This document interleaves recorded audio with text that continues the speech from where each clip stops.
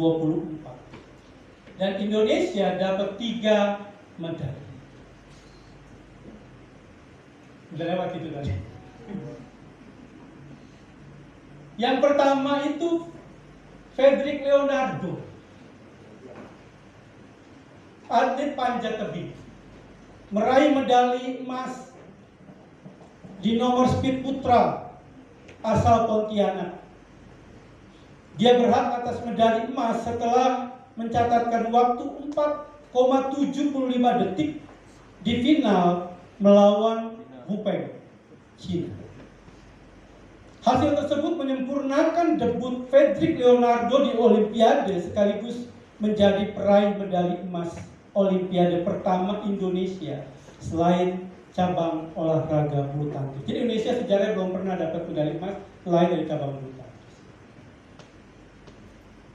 Yang kedua, Rizky Juniansyah.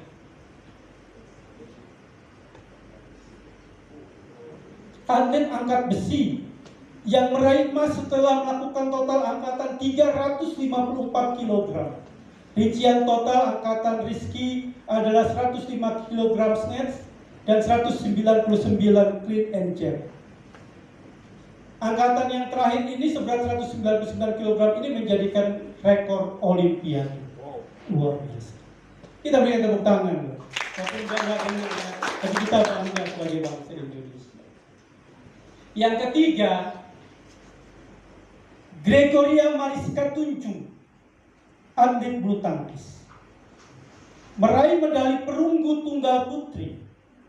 Gregoria melaju hingga semifinal dan memberikan perlawanan hingga 3 game terhadap unggulan pertama An Se-yeon dari Korea Selatan.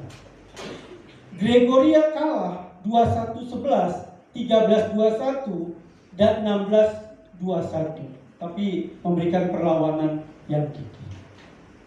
BWF, Federasi Tertinggi Bulu Tangkis, memastikan Gregoria mendapatkan perunggu setelah Carolina Marin dari Spanyol yang melawan Hibing Jiao di laga semifinal lainnya mundur karena cedera. Kan yang menang lawan yang menang ke final, yang kalah lawan kalah perebut ke tempat ketiga. Tapi karena cedera, Carolina Marin otomatis perunggu jatuh ke tangan Gregoria. Keberhasilan meraih perunggu membuat Gregoria mengukir sejarah tunggal putri Indonesia pertama yang berhasil mendapatkan medali Olimpiade dalam 16 tahun terakhir. Sebelumnya tunggal putri, merah putri terakhir berdiri di podium Olimpiade adalah Maria Christine Yulianti dengan raihan perunggu di Beijing tahun 2008. Selain Maria Christine dan Gregoria, hanya ada 2 tunggal putri Indonesia lainnya yang pernah mendapatkan medali Olimpiade, yaitu Susi Susanti dan Mia Audina. Olimpiade Paris 2024 mengulang sejarah raihan 2 emas Indonesia dari Olimpiade Barcelona tahun 1992. Itu luar biasa. Saya ingat tahun 92, saya masih SMP dulu. Kita ramai nonton karena nggak banyak orang punya televisi. Televisinya juga belum banyak yang hitam, yang berwarna hitam putih. Saya ingat saya ke rumah nenek saya, televisinya hitam putih supaya berwarna, kasih kaca warna. Kasih ada kaca warna. Biasanya kita nonton di tetangga.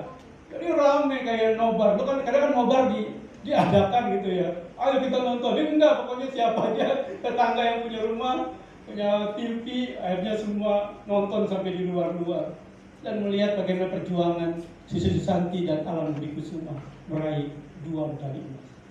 Mereka menikah menjadi suami istri. Tapi yang paling heboh sih raihan emas Olimpiade yang sebelumnya itu di Tokyo ya, tahun 2020 oleh ganda putri bulu tangkis Indonesia, pasangan Grecia Poli dan Apriani Rahayu karena masa Covid. Apa yang bikin geger? Ya, paling utama hadiahnya.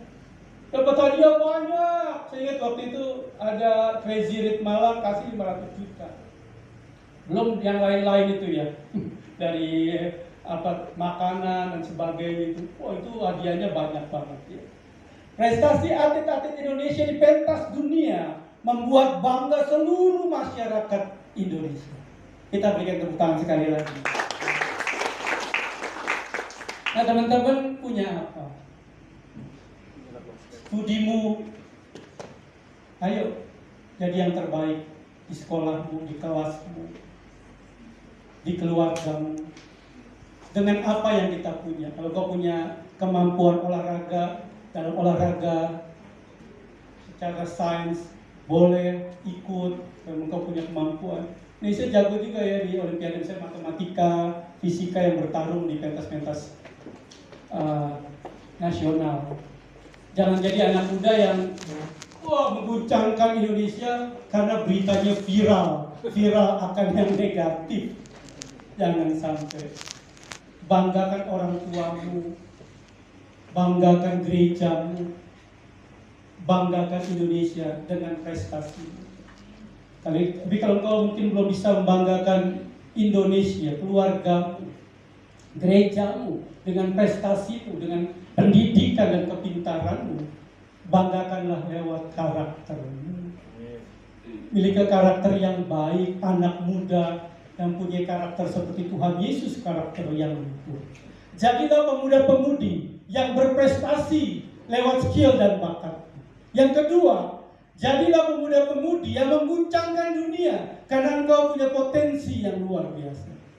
Jadilah pemuda-pemudi yang mengasihi Allah karena Anda adalah garam dan terang dunia.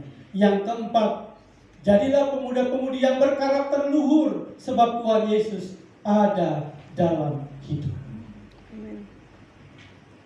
Anak muda,